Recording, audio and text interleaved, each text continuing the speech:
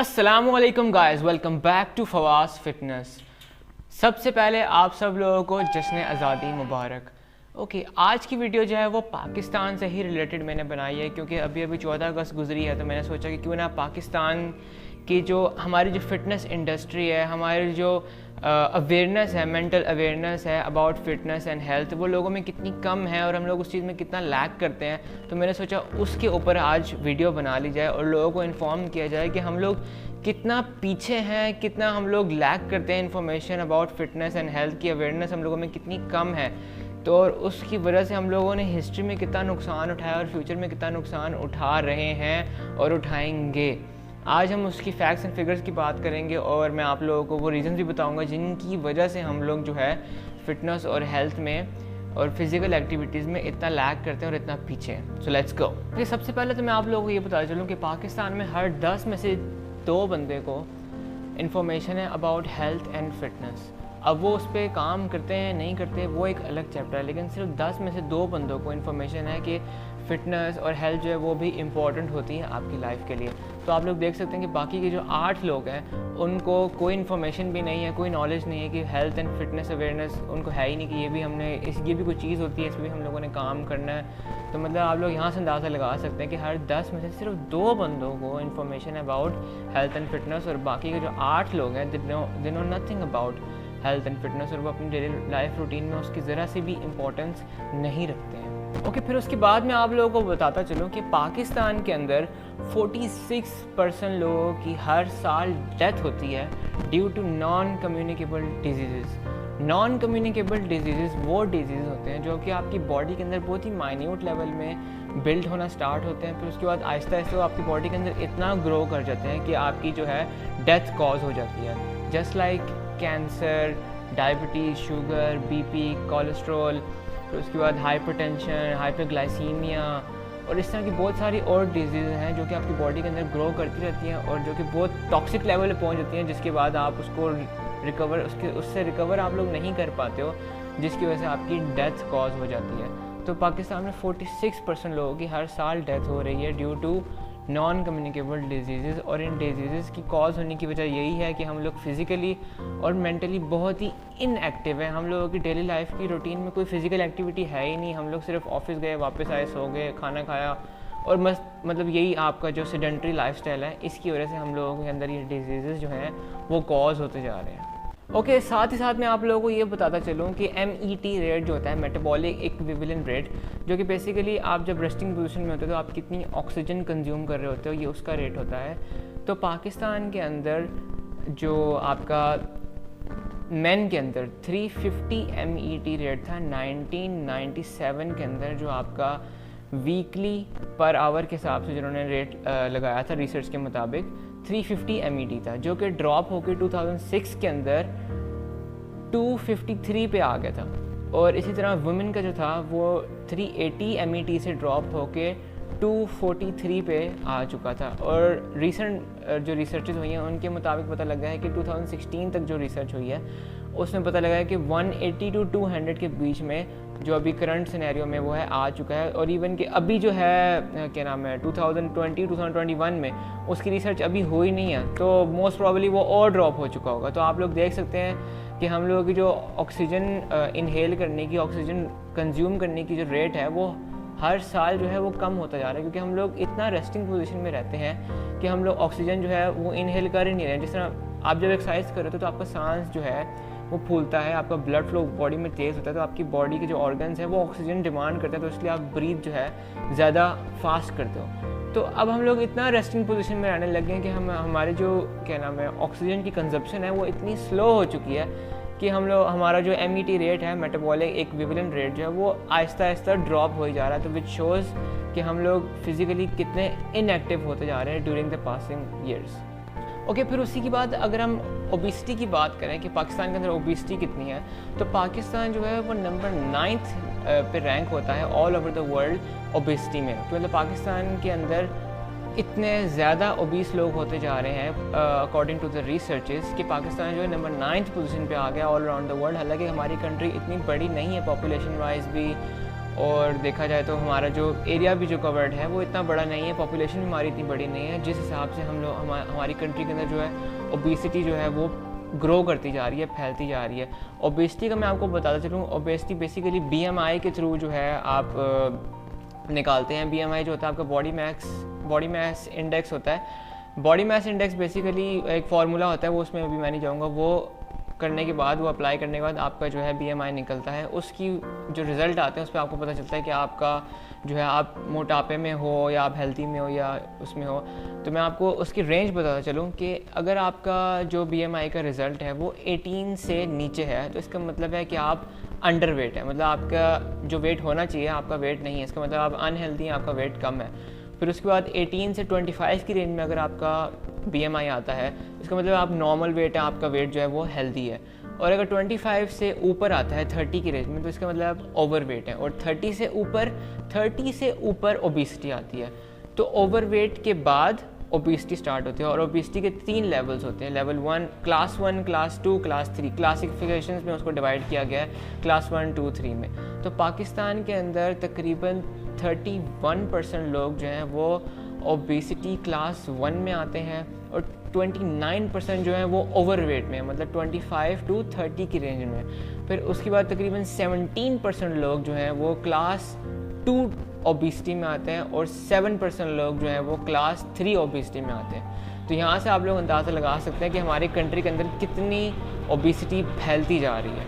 पाकिस्तान के अंदर 15 to 20% जो हमारी अंडर एज जो है यूथ है, अंडर 18 जो है, जो हमारे चिल्ड्रन हैं वो ओबीस हैं। मतलब 15 to 20% जो पूरे पाकिस्तान में बच्चे हैं वो ओबेसिटी की तरफ जा रहे हैं, ओबीस हैं और ओबीस लाइफ गुजार रहे हैं। तो हम लोग यहाँ से अंदाज़ा लगा सकते हैं कि हमारा जो इवन की जो हमारी जो यूथ है, जो हमारी यंग जनरेशन है, जब वो ही प्रोटेक्टेड नहीं है, जब वो ही अनहेल्दी लाइफस्टाइल और इनएक्टिव फिज़िकल एक्टिविटीज़ में इन्वॉल्व हैं, गेम्स की तरफ हैं, ज़्यादा फिज़िकल एक्टिविटी उनकी लाइफ में नहीं, जब पेरेंट्स उनको फोर्स नहीं करते हैं कि आप स्पोर्ट्स ज्वाइन करो, फिज़िकल एक्टिविटी करो, हम लोग ऐसे सेडेंटरी लाइफस्टाइल की तरफ जा रहे हैं कि हम लोगों को हेल्थ की परवाह नहीं है, फिज़िकल एक्टिविटीज़ की परवाह नहीं है, हम लोगों को जो इंटरनल ऑर्गन्स हैं वो सब डिस्ट्रॉय हो रहे हैं। मैं आपको बताता चलूँ कि पाकिस्तान में 3.4 मिलियन लोगों की डेथ हुई थी ओबेसिटी की वजह से 2010 के अंदर। ये तो पुरानी रिसर्चेस हैं जो कि मैं आप लोगों के सामने लेके आ रहा हूँ। अभी रिसेंट रिसर्चेस तो हुई ही नहीं है। जब वो होंगी, जब उनके रिजल्ट्स आएंगे तो फिर हम लोगों की तरफ मतलब लिटरली आंखें खुल जाएंगी कि हम लोग किस तरफ जा रहे हैं एज अ कंट्री। हमारी जो पॉपुलेशन की जो मतलब अगर आप बेसिक हेल्थ और आपका माइंड और आप फिज़िकली एक्टिव नहीं होगे तो आप क्या काम करोगे। मतलब आपकी जो वो है मोटिवेशन, जो एनर्जी है, जो हर चीज़ आपकी हेल्थ की वजह से आती है। अगर आप अच्छी सेहत में होगे तो आप काम करोगे हर चीज़। और अगर आपकी वही चीज़ फर्स्ट प्रायोरिटी पे, अगर जो चीज़ फर्स्ट प्रायोरिटी पे वही चीज़ अगर आपकी 0 नंबर पे होगी तो फिर आप अगले स्टेप्स क्या फॉलो करोगे। आपके अंदर हिम्मत ही नहीं होगी कि आप अपने कैरियर को फॉलो करो, एनर्जी पुट इन करो, कुछ रिसर्च करो, कोई काम करो, जो भी आप एफर्ट पुट करना चाह रहे हो अपनी लाइफ के अंदर। अगर आपकी हेल्थ ही आपको सपोर्ट नहीं करेगी, अगर आप बिस्तर से उठने में आपकी सांस फूल जाएगी, इस तरह होगा, तो फिर आप अपने गोल्स कैसे अचीव करोगे। आप लाइफ में आप आगे मूव ऑन कैसे करोगे जब आपकी नंबर 1 फर्स्ट प्रायोरिटी पे अगर आप लोग इन्वेस्ट नहीं करोगे। Invest not in a sense just money, invest time होता है। आप उस पर एनर्जी इन्वेस्ट करो, हर चीज़ इन्वेस्ट करो कि आप उसको प्रायोरिटी पे तो रखो। जो आप उस चीज़ को प्रायोरिटी पे नहीं रखोगे, जो कि नंबर 1 चीज़ है आपकी लाइफ के अंदर, तो फिर आप आगे मूव ऑन कैसे कर सकोगे। हम लोगों ने स्टैट्स पे नज़र तो डाली, लेकिन अब हम लोग नज़र डालेंगे कि क्या रीज़न्स हैं जिनकी वजह से हम लोग ये इस लाइफस्टाइल की तरफ जा रहे हैं और क्या जो बेसिक जो आपकी रूट कॉज हैं वो हम लोग आइडेंटिफाई करने की कोशिश करेंगे। सबसे पहली रीज़न तो जो लॉजिकल भी बनती है और जो जस्टिफाइबल बनती है वो आपका एजुकेशनल सिस्टम है।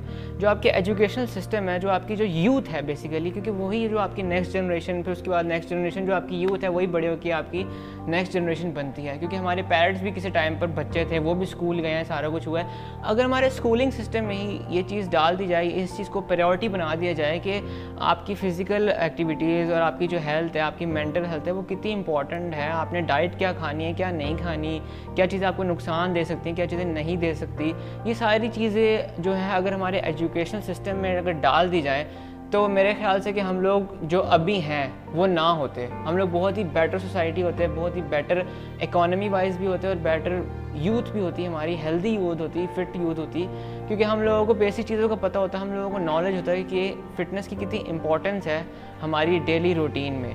हम बच्चों में कोई सब्जेक्ट्स इस तरह के नहीं हैं स्पोर्ट्स से रिलेटेड, कोई न्यूट्रिशन से रिलेटेड, कोई फिज़िकल हेल्थ से रिलेटेड, मतलब कि एक्सरसाइजेस करनी चाहिए, क्या इंपॉर्टेंस एक्सरसाइज की, आपको आपका रेस्पिरेटरी सिस्टम आपका बेटर होता है, नर्वस सिस्टम आपको ग्रो करता है, ये चीज़ें मतलब आप साइंस तो पढ़ा देते हो लेकिन आप लोग बताते नहीं हो कि किस चीज़ का क्या फ़ायदा होगा आपकी बॉडी को, क्या नहीं होगा, क्योंकि हम लोगों को सिर्फ वही रटी रटाई चीज़ें बताई जा रही हैं कि ये होता है वो होता है वो होता है, लेकिन उसके डिसएडवांटेजेस और एडवांटेजेस वो चीज़ें हम लोगों को बताई नहीं जा रही। और डाइट का तो मेरे हिसाब से कोई लेना देना ही नहीं रखा है इन लोगों ने एजुकेशन सिस्टम में कि आप लोगों ने क्या इंटेक करना है क्या नहीं रखना। हम लोगों को बेसिक चीज़ें नहीं पता, कैलोरीज क्या होती हैं, फैट्स क्या होती है, प्रोटीन क्या होती है, कार्ब्स क्या होती है, ये हम लोग अब जाके इंटरनेट के थ्रू सीख रहे हैं। मतलब आप लोग अंदाज़ा लगाएं कि जो चीज़ें अंग्रेज़ों के बच्चे जानते हैं वो हम लोगों को अब जाके पता लगती जा रही है, क्योंकि हमारे सिस्टम में ही ये चीज़ें नहीं बताई गई। फिर उसके बाद आ जाता है आपका गवर्नमेंट का रोल, कि गवर्नमेंट का क्या रोल है, क्या रोल होना चाहिए जो कि नहीं है हमारी कंट्री में। हमारी कंट्री के जो वज़ीर आज़म हैं वो खुद बहुत बड़े स्पोर्ट्समैन रह चुके हैं, खुद हेल्थ एंड फिटनेस को सबसे ज़्यादा उन लोगों ने फॉलो किया, उस रूटीन को फॉलो किया, वो लोग अंडरस्टैंड करते हैं कि ये चीज़ें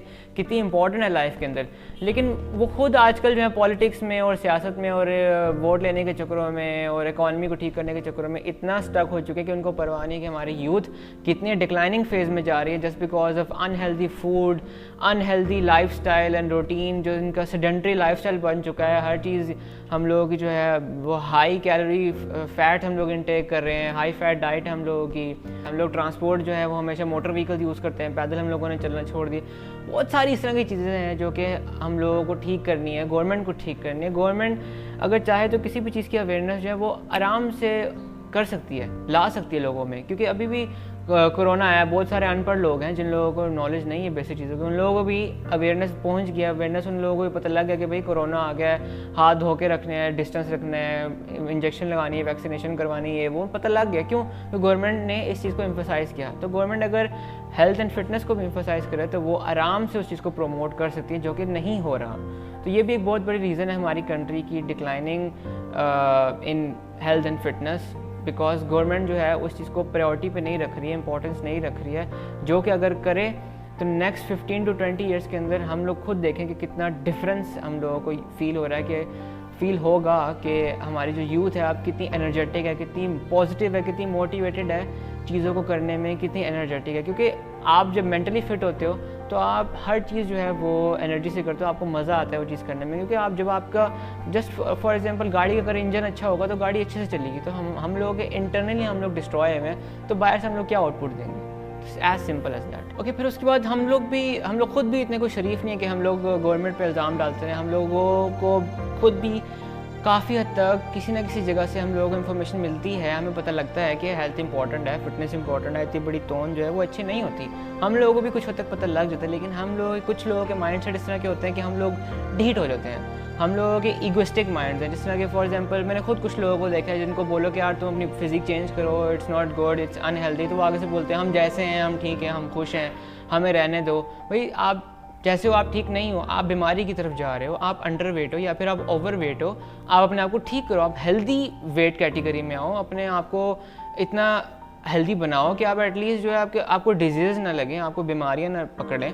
क्योंकि उससे क्या होगा, आपकी हेल्थ डिक्लाइन होगी, at the end of the day आप जो है या तो मेंटली फटीग फील करोगे, फिजिकली फटीग करोगे, कुछ अर्से बाद बीमार होगे, मर जाओगे। तो ये जो है एक हेल्दी लाइफस्टाइल नहीं है जीने का।